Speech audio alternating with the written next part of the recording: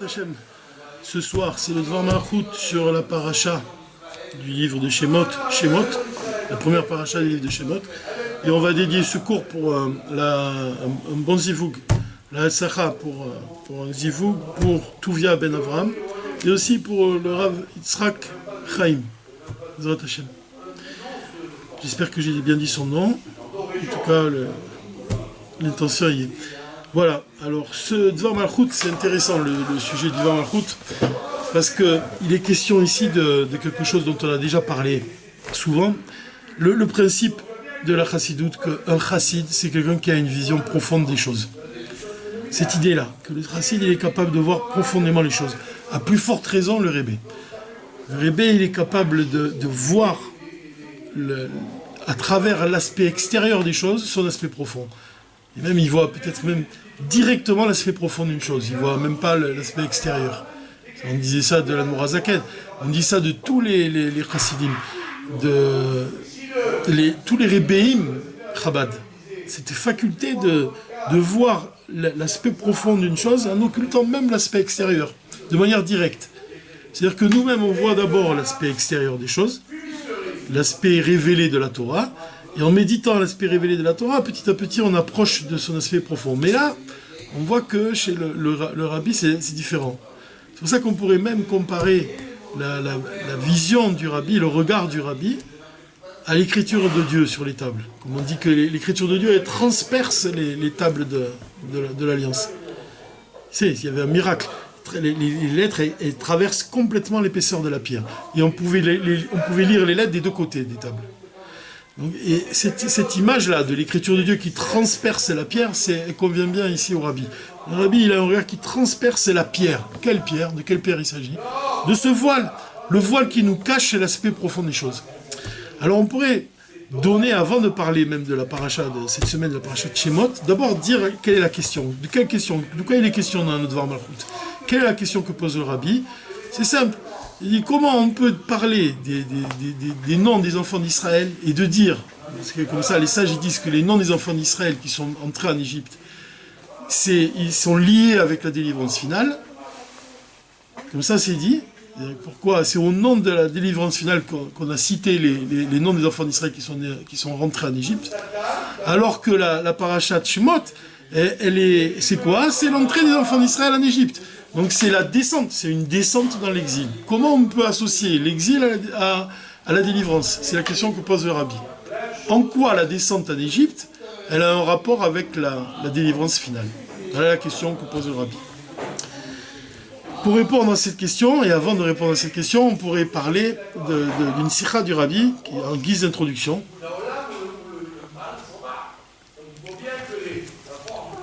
Et de dire comme ça, il y a une sikha du rabbi, et là on voit que le rabbi il est capable de voir la profondeur des choses, et il nous transmet cette profondeur.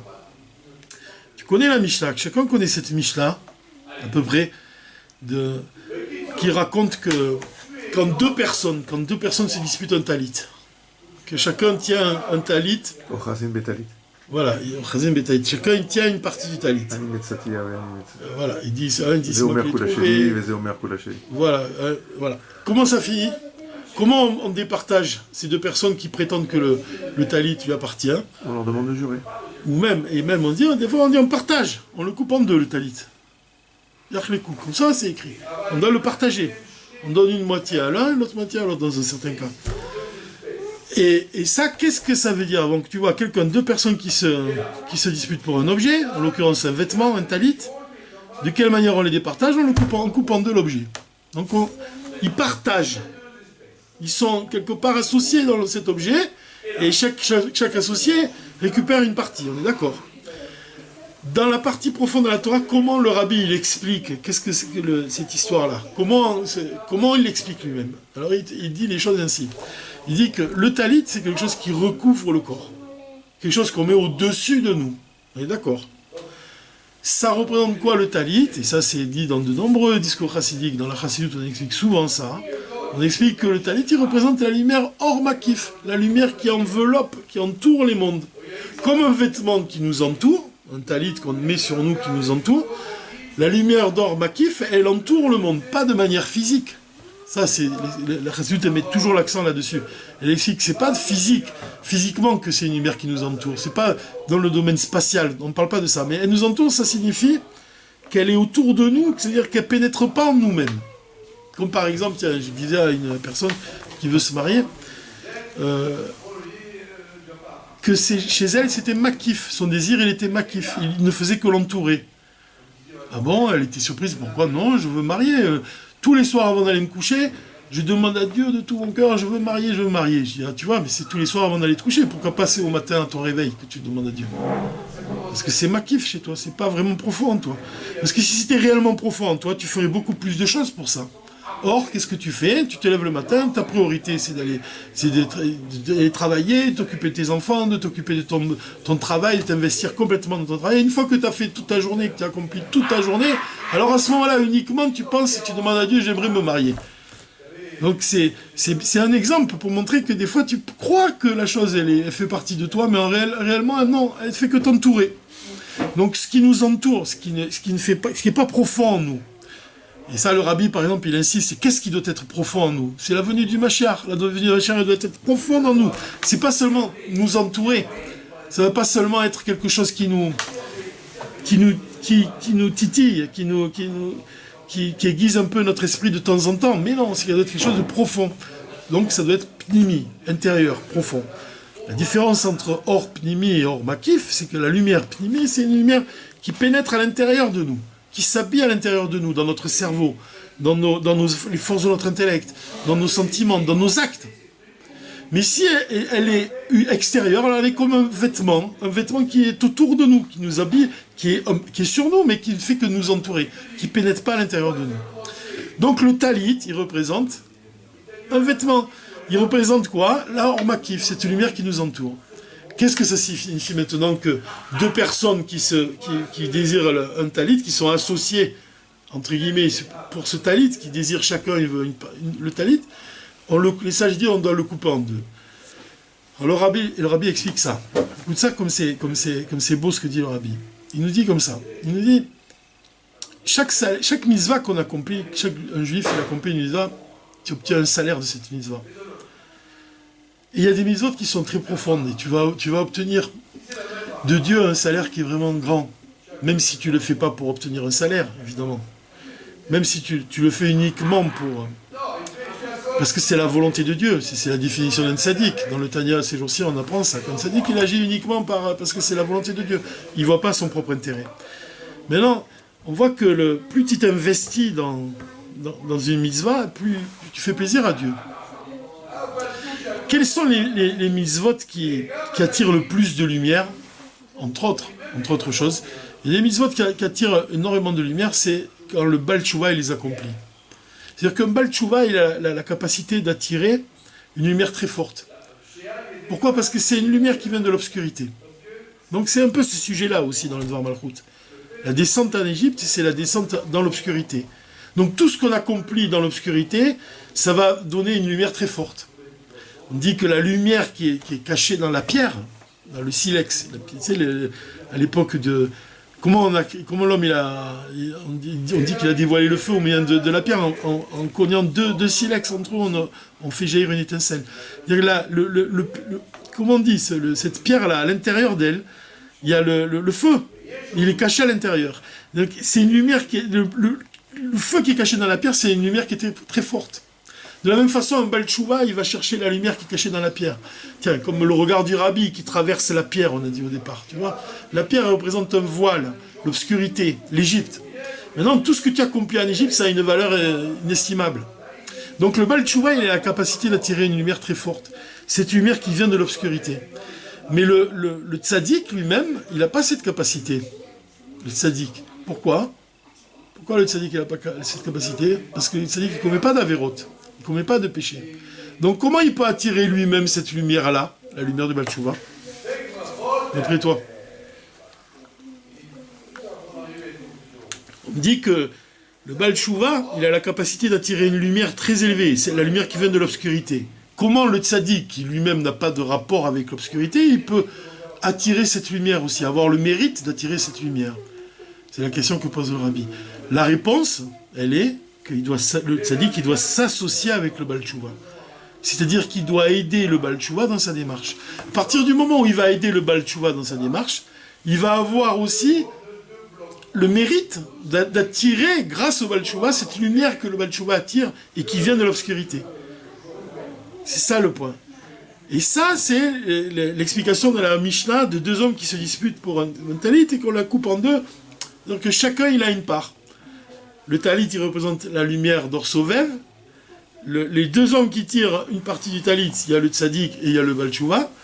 Quand le tzaddik, il s'associe au Baal Tshuva, quand le tzaddik, il aide le Baal Tshuva dans sa mission et qu'il l'aide à puiser cette lumière qui vient de l'obscurité, parce que la qualité du Baal Tshuva, c'est celle de transformer ses péchés en mérite.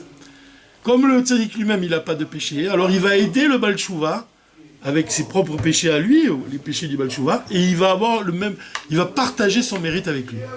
Donc tu vois, à partir d'une Mishnah, à partir de l'aspect révélé de la Torah, comment on arrive à son aspect profond. Tu vois.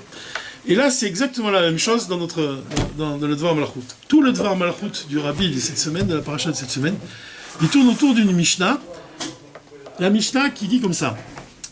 Il nous dit, bien que le commandement du Tzitzit, qui fait l'objet du 3e paragraphe du schéma, s'applique seulement en journée, il faut néanmoins, selon un Tana anonyme, le réciter le soir. C'est-à-dire que le soir, on doit aussi parler de la sortie d'Égypte. Puisque le commandement du Tzitzit, c'est lié avec la sortie d'Égypte. Afin d'évoquer la sortie d'Égypte pendant la nuit. Donc il y a un Tana qui dit dans une Mishnah qu'on doit évoquer la sortie d'Égypte pendant la nuit. Et à ce sujet, Rabbi Elazar ben Azaria, il dit « Me voici comme âgé de 70 ans, et pourtant je n'ai pas réussi à convaincre mes collègues de l'obligation de faire mention la nuit également de la sortie d'Égypte. Jusqu'à ce que Benzoma les déduit de ce verset, afin que tu te souviennes du jour où tu es sorti d'Égypte, tous les jours de ta vie. » Comment il explique Benzoma tous les jours de ta vie? Tous les jours de ta vie vient inclure les nuits. Il nous dit tous les jours de ta vie, ça vient inclure aussi les nuits. Et selon notre sage, les jours de ta vie, ça se réfère au devoir de mentionner la sortie d'Égypte de nos jours. Et quand on dit tous les jours de ta vie, le mot tout, il vient inclure les temps messianiques. Tu vois? Donc il y a une discussion. Comment on doit interpréter ce verset afin que tu te souviennes du jour où tu es sorti d'Égypte tous les jours de ta vie? Rabbi Elazar ben Azaria, il va prendre il va se ranger du côté de Benzoma pour dire que se souvenir du jour où on est sorti d'Égypte tous les jours de notre vie, ça signifie qu'on doit mentionner la sortie d'Égypte aussi pendant la nuit. Et il y a des sages qui disent que non, on ne doit pas mentionner la sortie d'Égypte pendant la nuit. Donc, l'objet du Malchut, puisqu'on est dans la paracha de Shemot, on est dans la paracha où les Juifs ils rentrent en Égypte, et tout le sujet de cette descente en Égypte, tout ce sujet-là, le sujet de l'esclavage, le sujet de... On sait que Mitzrayim, ça veut dire Metzarim, ça vient du mot limite. C'est-à-dire cette descente dans les limites du monde. On avait expliqué dans le Dvar Malchut, il y a 2 semaines, on avait dit que le Rabbi il explique que Mordechai il ne se prosternait pas devant le roi. Et de la même façon, un juif, il ne doit pas se prosterner devant le roi, mais pas seulement devant le roi des Goïs, mais même qu'on lui doit du respect. On le sait, ça qu'on doit lui conférer un certain respect au roi. Dans tous les cas, parce qu'il a un peu de la royauté de Dieu. Et quand on parle de ne pas se prosterner devant le roi, ça veut dire de ne pas se prosterner devant les limites de ce monde. On ne doit pas se prosterner devant les limites. On ne doit pas être soumis aux limites. Jamais. On doit toujours aller de prodige en prodige. On doit toujours s'élever. On doit libérer le cœur. On doit libérer le cerveau. On doit libérer... C'est quoi l'Égypte, d'après la Chassidou, d'après la Mourazaken? C'est justement la distance qu'il y a entre le cerveau et le cœur. Vous savez ça? Qu'est-ce qui sépare la tête du cœur? C'est quoi? La gorge. Et la gorge, c'est l'endroit le plus étroit du corps, Mitzarim, les limites. C'est-à-dire que la sortie d'Égypte, c'est faire sortir la lumière du cerveau afin qu'elle illumine le cœur. Parce qu'elle passe par la gorge, et la gorge, c'est un endroit qui rétrécit, c'est-à-dire qui empêche la lumière du cerveau d'illuminer le cœur. La sortie d'Égypte, c'est quand on parvient à ce que le cerveau il illumine le cœur. Ça veut dire quand on parvient non pas seulement à comprendre un concept divin, mais surtout à le ressentir. C'est ça la sortie d'Égypte. Donc on doit échapper aux limites de ce monde, sans cesse. Maintenant, qu'est-ce que ça veut dire?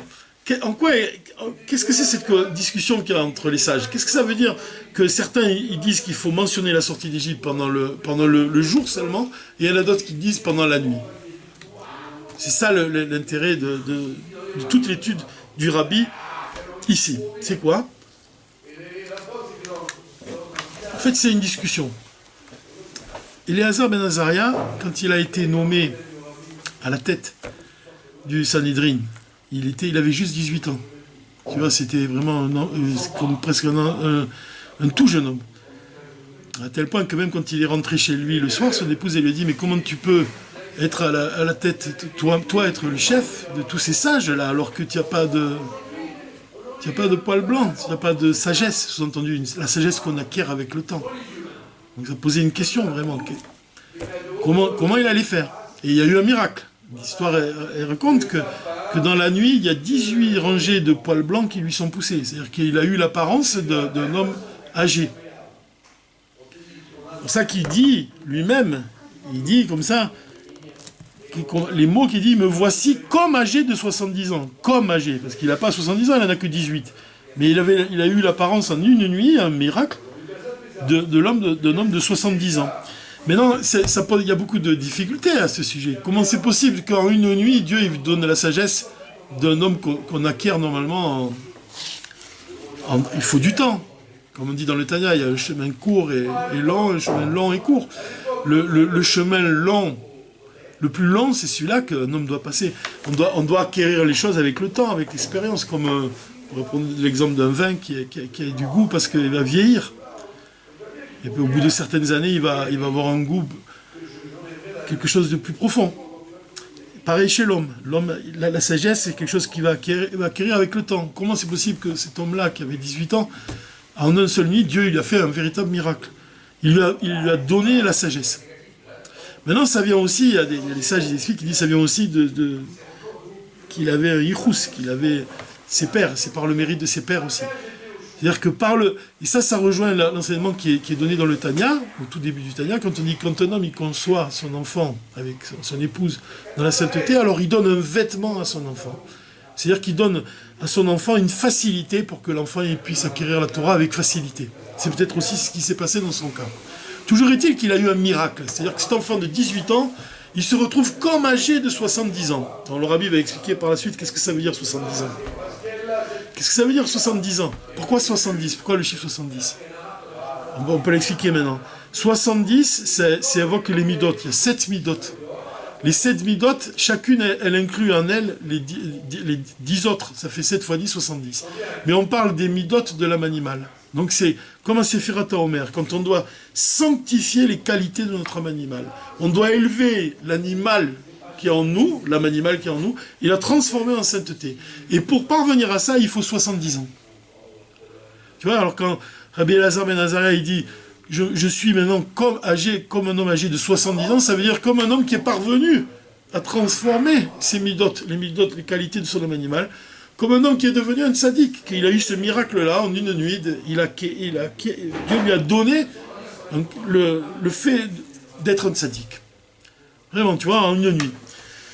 Mais en 70, ça évoque aussi quoi? Les 70 peuples, les 70 nations. C'est-à-dire quand le fait de transformer l'âme animale aussi de ce monde, pas seulement l'âme animale qui est en toi, mais de transformer l'âme animale qui est dans ce monde, transformer les 70 nations. Quand on dit 7 pour 70, 770. Les 7 lois de Noach pour transformer les 70 peuples du monde. C'est ô combien important. Donc on voit que ici, que Rabbi Éléazar ben Azaria, il est lié avec cette mission-là, qui est la mission de chaque juif, d'abord de transformer ce qu'il est intérieurement, d'élever l'âme de son âme animale, et aussi de transformer l'âme animale de ce monde, de transformer les nations du monde, pour faire de ce monde véritablement une demeure pour Dieu.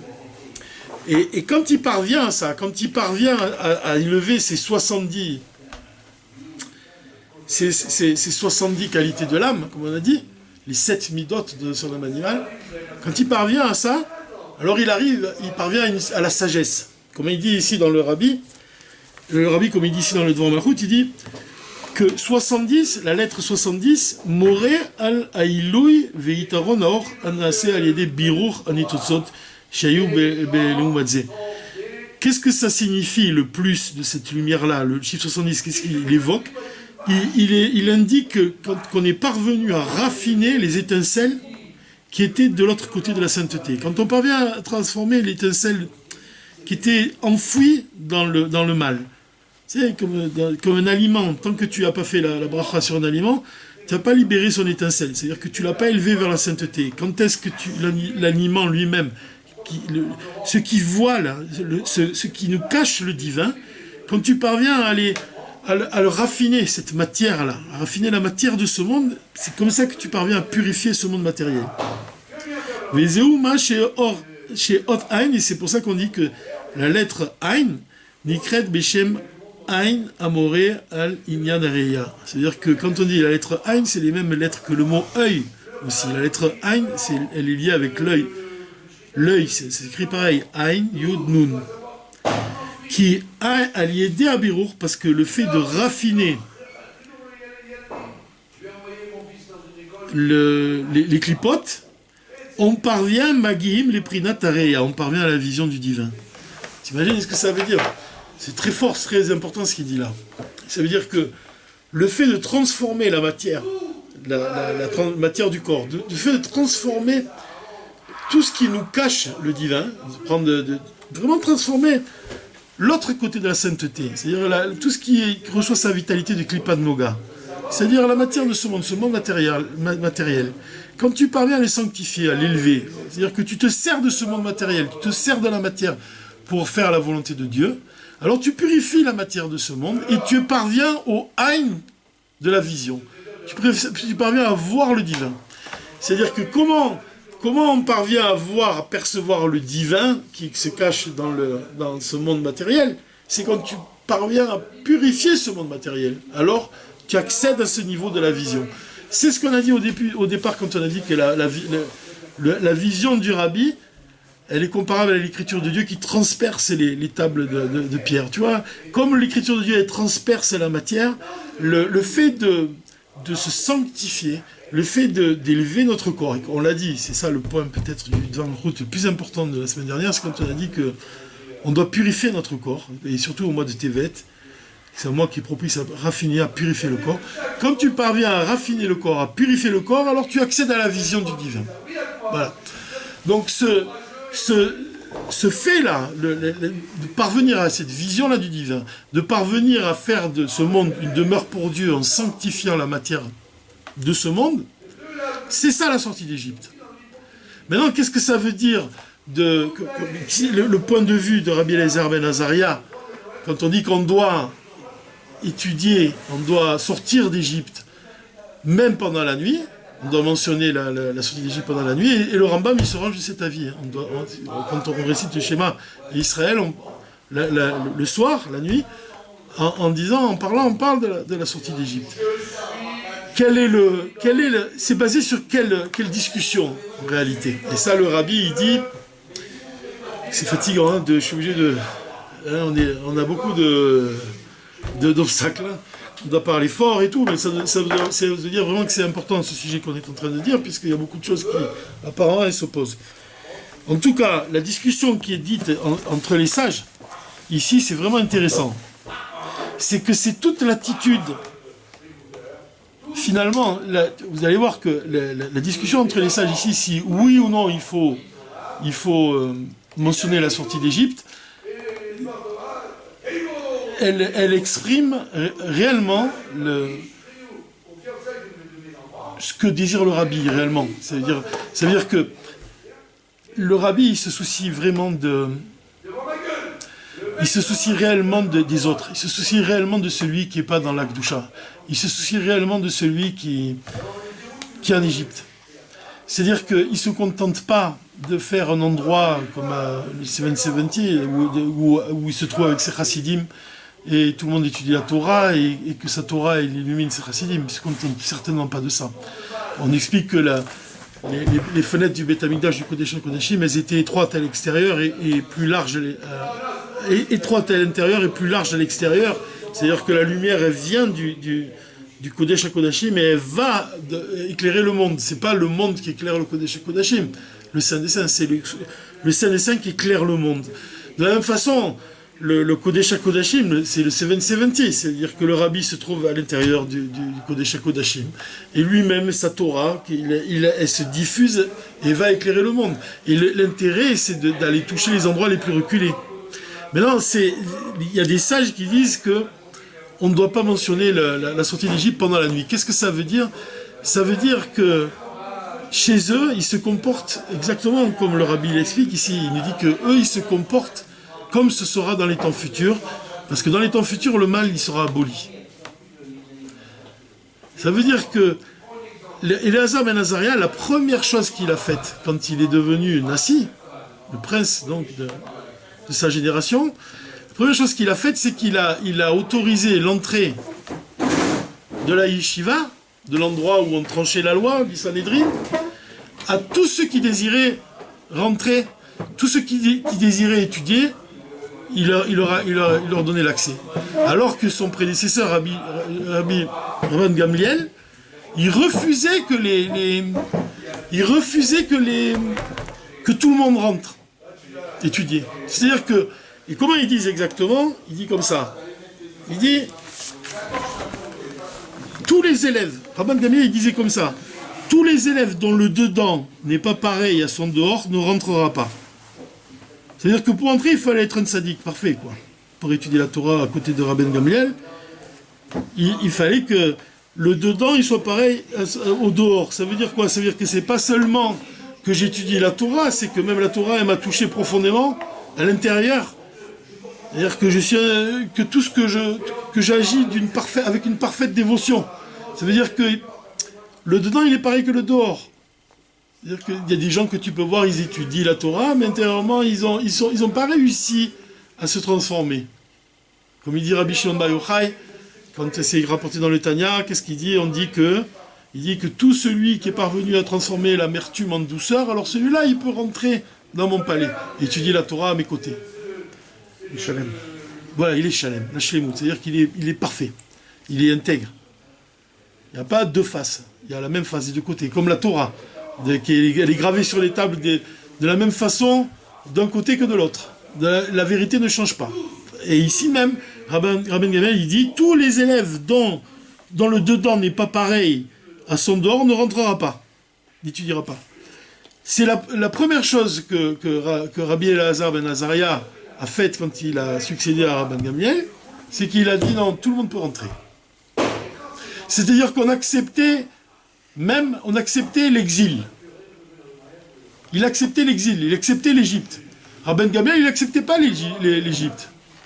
Il a dit ici, il n'y a que les tzadikim qui peuvent étudier la Torah finalement. Alors que Rabbi Éléazar ben Azaria, il dit non, tout le monde peut étudier la Torah. Donc l'un, il correspond à la vision de Beth Shammai, l'autre à la vision de Beth Hillel. Regardez ce qu'il dit dans les mots, comme ça s'est expliqué dans les mots. Benzoma et Chachamim, qu'est-ce qu'ils disent? C'est quoi? Plus exactement, Ve'avodat Beth Hillel, c'est quoi le travail de Beth Hillel, le service divin de Beth Hillel? Il faut le levarer gam bemakom sheyesh shinikat achitzonim. Beth Hillel, il était pour raffiner les endroits qui étaient empreints de mal, qu'on appelle yinikat achitzonim. Ça veut dire même les endroits où il y a les forces du mal, elles ont une certaine atteinte, où elles ont une emprise. Même cela, Beth Hillel, il disait qu'il fallait travailler ça. Et on acceptait de ce travail-là, ce service divin. Et ou Beprat besoin la galoute. Ça c'est notre travail à notre époque et en exil.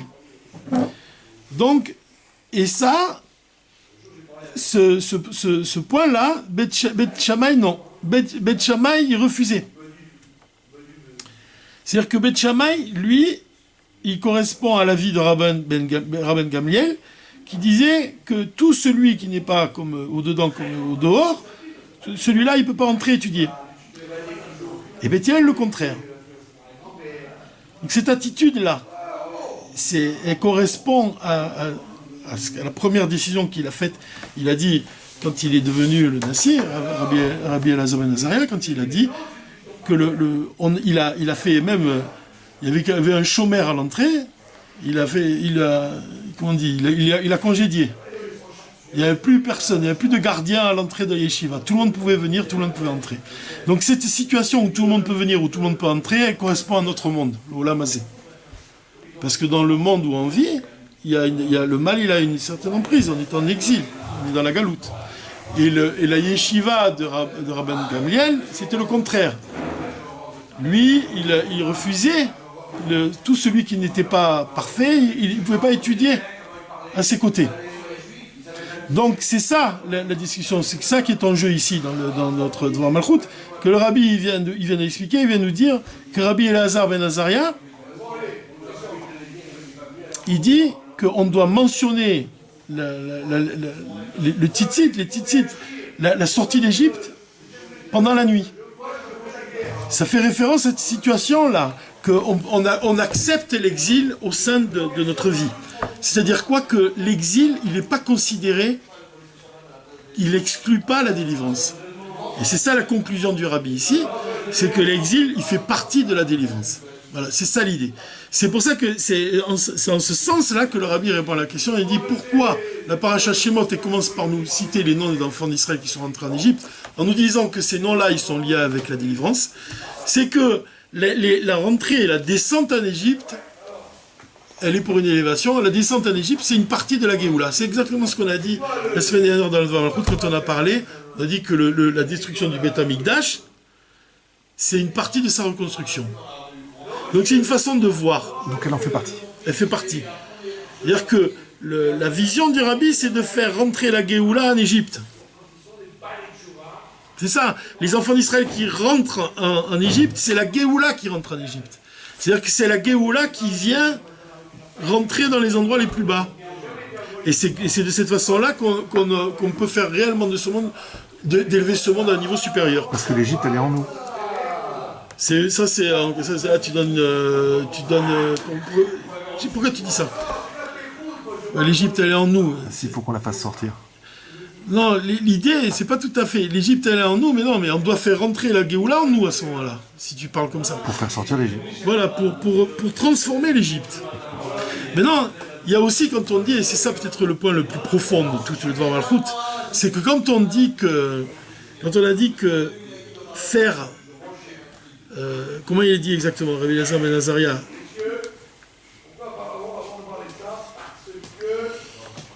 quand on dit qu'il y a certains sages de la Torah qui veulent pas faire entrer tout le monde dans le Beth Midrash, alors que d'autres ils acceptent, ils disent non, nous la porte elle est ouverte pour tout le monde, on enlève même le gardien, on fait rentrer tout le monde peut étudier la Torah. Tout le monde, même si tu es pas parfait, tu peux rentrer. Dire ça, c'est mentionner la sortie d'Égypte pendant la nuit. Et là-dessus, l'aspect le plus profond qu'il y a, c'est que la Chassidut, elle explique qu'il y a deux sorties d'Égypte. Quand on dit que de mentionner la sortie d'Égypte pendant la nuit, ça veut dire qu'on parle de la sortie d'Égypte de manière profonde. Ça veut dire quoi? Ça veut dire qu'il y a la sortie d'Égypte, sortir de l'exil de ce monde, dans ses grandes lignes, c'est-à-dire se débarrasser du mal, c'est-à-dire se transformer le Yetzirah, transformer les clipotes. Se nettoyer soi-même, on peut nettoyer ce monde dans les grandes lignes. Mais il y a une sortie d'Égypte beaucoup plus profonde. C'est la sortie d'Égypte de la Kedusha. C'est-à-dire que le Rabbi, il dit ici, il explique, il nous fait sentir ça, et c'est ça le point le plus important finalement, c'est que la sortie, mentionner la sortie d'Égypte pendant la nuit, on parle de quelle sortie d'Égypte? On parle de sortir d'Égypte de la Kedusha. Là-dessus, il y avait des sages qui pensaient qu'on n'était pas capable de faire ça. Que notre génération, les Juifs, ils ne sont pas capables de sortir de l'Égypte de la Kedusha. Seulement le Mashiach, il parviendra à nous sortir de l'Égypte de la Kedusha. Mais ça se base sur quoi, finalement, sortir d'Égypte de la Kedusha? Ça veut dire que même le monde d'Atsilut, c'est le monde d'Atsilut, quand tu étudies un peu, on t'explique que le monde d'Atsilut, c'est le monde qui est très proche de Dieu. Atsilut, ça vient d'Etzel. Etzel, c'est près de Dieu. Même ce monde-là, ça s'appelle un monde. Même s'il n'y a pas de mal à l'intérieur de ce monde, C'est un monde qui est vraiment, c'est comme ça qu'on t'explique. Le monde d'Atsilut, il n'y a pas de mal. Le mal, il apparaît dans les mondes inférieurs, mais dans le monde d'Atsilut, il n'y a pas de mal.